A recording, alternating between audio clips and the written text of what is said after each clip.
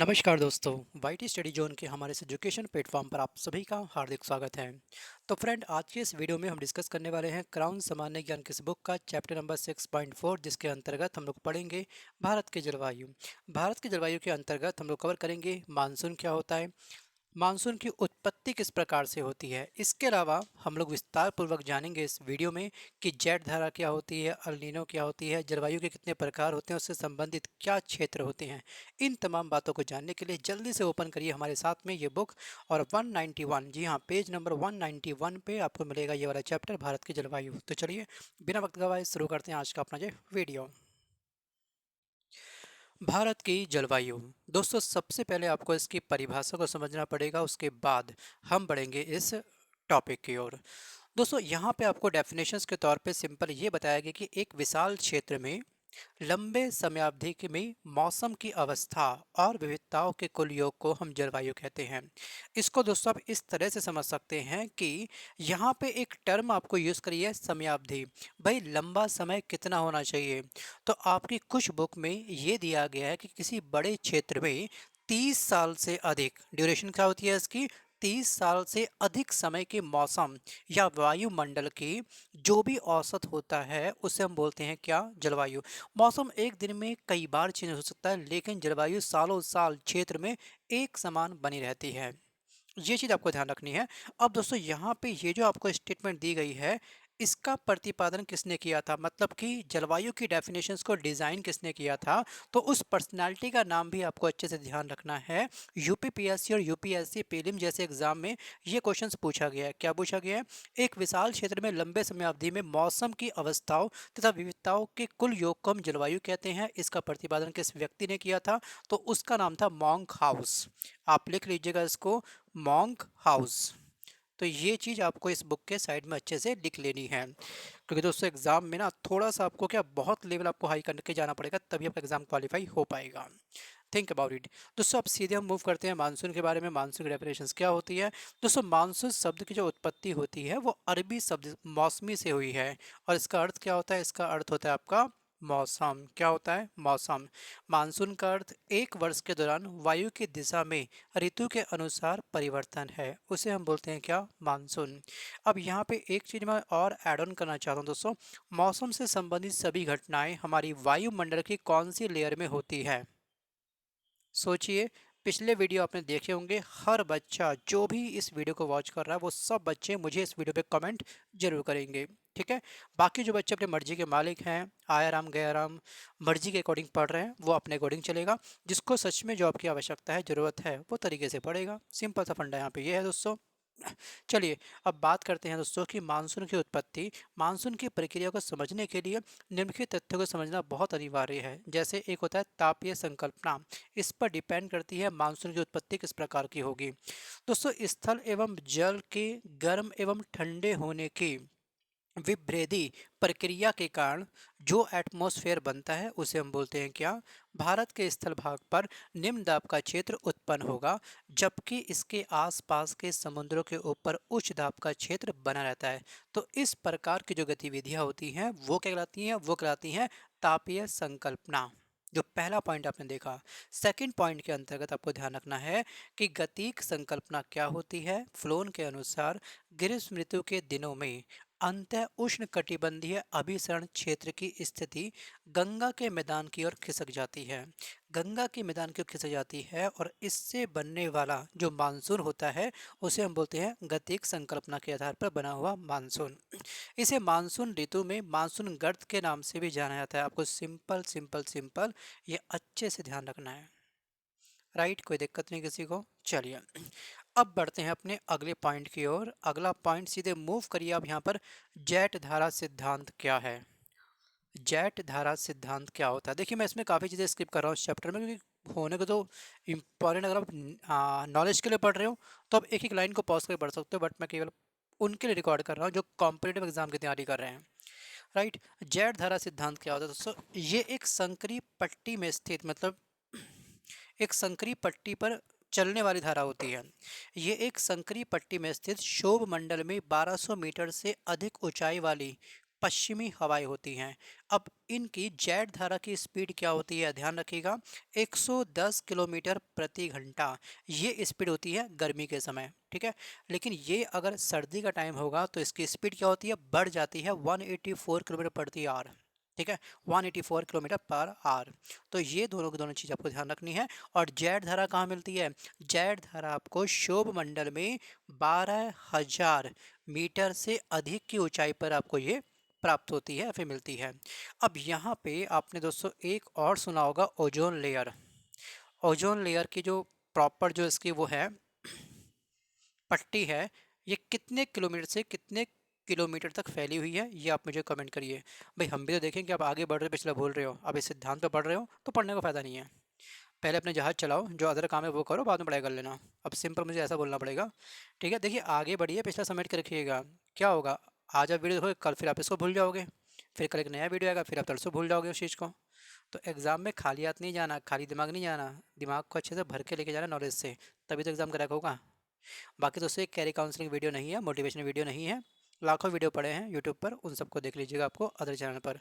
फिलहाल हमको ये वाली बुक किसी भी हालत में पूरी करनी है। अब क्योंकि मैंने एक प्रॉमिस किया था अपने ओल्ड स्टूडेंट से अपने ग्रुप के अंदर, तो उस प्रॉमिस को पूरा करने के लिए ये वीडियो रिकॉर्ड किया जा रहा है। दोस्तों शीत ऋतु में हिमालय तथा तिब्बत के पठार के द्वारा उपस्थित अवरोध के कारण जेट धारा दो शाखाओं में बढ़ जाती है। ध्यान रखिएगा कि जेट धाराओं का विभाजन किसके द्वारा होता है, शीत ऋतु में हिमालय तथा तिब्बत के पठार के द्वारा। अगर ये उपस्थित ना हो तो अवरोध उत्पन्न नहीं होगा और जेट धारा दो भागों में डिवाइड नहीं होगी। राइट, यहाँ चीज़ आपको ये चीज़ आई थिंक सो क्लियर हो चुकी होगी। क्योंकि ये वाला क्वेश्चन पता है, एक बार मुझे अच्छे से याद है, ये एमपीपीएससी में पूछा गया था, प्रीलिम्स एग्जाम था 2000 आई थिंक वो 15 या 16 ईयर था, आप क्रॉस चेक कर लीजिएगा चाहो तो। उसमें ये पूछा गया था कि जेट धारा दो शाखाओं में विभाजित होती है, ठीक है, उसके लिए रिस्पॉन्सिबल कौन सा कारक होता है। रिस्पॉन्सिबल जस्ट मैंने ये वर्ड जोड़ दिया, उसमें कुछ शुद्ध हिंदी का प्रयोग किया गया था उस क्वेश्चंस में, एग्जैक्ट मुझे क्वेश्चंस याद नहीं है। तो उसमें ऑप्शन दिया गया था ए तिब्बत का पठार, ऑप्शन बी कुछ और, लेकिन राइट आंसर का ए था तिब्बत का पठार। अब बढ़ते हैं थोड़ा सा और आगे, यहाँ पे पाएंगे अल नीनो क्या होता है। देखिए अल नीनो और ला नीनो दोनों के दोनों आपस में क्या होता है, रेसिप्रोकल हैं, बिल्कुल उल्टा होता है। जैसे अगर आप एल नीनो को समझ लेते हैं, जैसे कि ठंडी पेरू जलधारा के स्थान पर अस्थायी तौर पर गर्म जलधारा के विकास को हम क्या बोलते हैं, अल नीनो बोलते हैं। और ये शब्द कैसा है, ये शब्द एक स्पेनिश शब्द है और इसका अर्थ क्या होता है, बच्चा, जिसका अर्थ होता है बच्चा, जो कि बेबी क्राइस्ट को व्यक्त करता है, क्योंकि ये धारा क्रिसमस के समय बहना शुरू होती है। तो अल नीनो धारा की जो एक्टिविटी होती है, जो उसका फ्लो होता है, वो हमेशा क्रिसमस के समय होता है। कब होता है, क्रिसमस के समय होता है। और ये शब्द क्या है, स्पेनिश शब्द है, ये आपको ध्यान रखना है। ये अस्थायी मतलब टेम्परेरी तौर पर गर्म जलधारा के विकास को हम बोलते हैं अल नीनो। और ला नीनो इसका बिल्कुल अपोजिट होता है, ध्यान रखिएगा, ठीक है। ला नीनो एल नीनो के विपरीत घटना है, जिसमें पूर्वी तथा मध्यवर्ती प्रशांत महासागर का जल सामान्य से अधिक ठंडा हो जाता है। वहाँ पे गर्म हुआ था, ला नीनो में क्या हो गया, अब ठंडा हो गया, उल्टा हो गया। और दोस्तों मौसम की दशाओं से संबंधित अगर हम बात करेंगे तो भारतीय मौसम विभाग ने वर्ष को, ध्यान रखिएगा, चार ऋतु में डिवाइड किया गया है।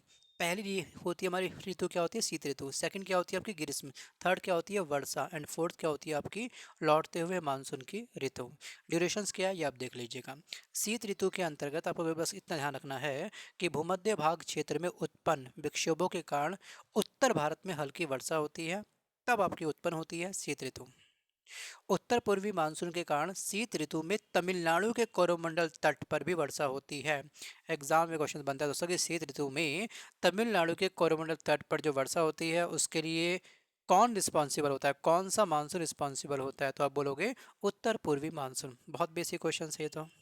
जिसने भी 6 मंथ से ऊपर अधिक समय हो चुका तैयारी करते हुए, तरीके वाली तैयारी, एक होता है बच्चा तैयारी तरीके से करता है, एक होता है तरीके के नाम पे घास काट रहा होता है, बस ये देखना है वो देखना है, वो वीडियो ये वीडियो, दिमाग में ज़्यादा कुछ नहीं उनके, तो वो तो फिर अपना हिसाब से पढ़ रहे हैं।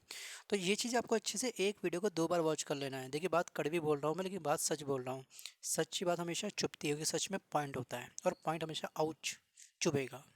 अब बात करते हैं ग्रीष्म ऋतु के बारे में दोस्तों। ग्रीष्म ऋतु में आपने एक शब्द सुना होगा, लू। लू एक गर्म धारा होती है, वायु की गर्म धारा होती है लू, और ये हमेशा उत्तरी मैदान में चलती है। नॉर्वेस्टर जिसे बोलते हैं काल बैसाखी, ये पश्चिम बंगाल एवं असम में गरज के साथ यहाँ पर वर्षा होती है इसके द्वारा, ये ध्यान रखिएगा। और एक है आपका चेरी ब्लॉसम, ठीक है, कर्नाटक में वर्षा जो कॉफ़ी की खेती के लिए काफ़ी लाभदायक होती है। तो एग्ज़ाम में आपसे क्वेश्चन पूछता है कि कर्नाटक में वर्षा, वो वर्षा जो कॉफ़ी की खेती के लिए लाभदायक होती है, इसके लिए रिस्पॉन्सिबल कौन सी हवा होती है? दोस्तों ये होती है कोई चेरी ब्लॉसम। नेक्स्ट पॉइंट देखते हैं वर्षा ऋतु, आप इसको पॉज करके पढ़ लीजिएगा। दोस्तों यहाँ पे वर्षा ऋतु को भी हम लोग दो भागों में डिवाइड करते हैं। एक होती है अरब सागरीय शाखा जिसके द्वारा वर्षा ऋतु होती है, और सेकंड है आपका बंगाल की खाड़ी की शाखा। इसको आप पॉज करके जस्ट पढ़ लीजिए एक बार, हाईलाइट बुक को मत करिए। जो पॉइंट मैंने आपको हाइड करवाया इस बुक में बस वही आपको पॉइंट करने हैं हाईलाइट फिलहाल अभी। दोस्तों यहाँ पे आपको ध्यान रखना है बंगाल की खाड़ी के बारे में। यह म्यांमार के अराकन तट से टकरा करके गारो और खासी के मुख्य मार्ग में प्रवेश करती है।